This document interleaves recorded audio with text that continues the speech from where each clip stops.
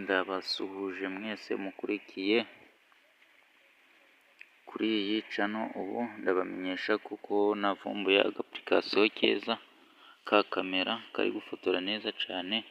Iyi kamera murabona ko iri gufotora, hari abafite ibibazo byo gushutinga videwo zabo, zaba kuri TikTok zaba kuri YouTube bari kuri kamera.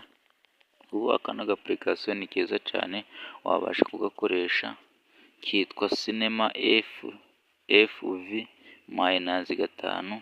Kano gakamera wagakoresha hose waba uri gufata videwo ya TikTok cyangwa ya YouTube.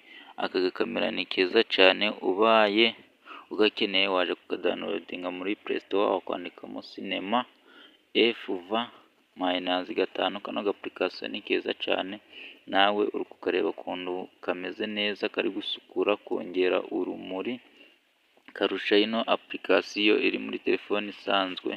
Bajya bababesha ngo ino kamera yo muri telefone ikorewemo ngo nayo nta kibazo, ariko apurikasiyo nziza dore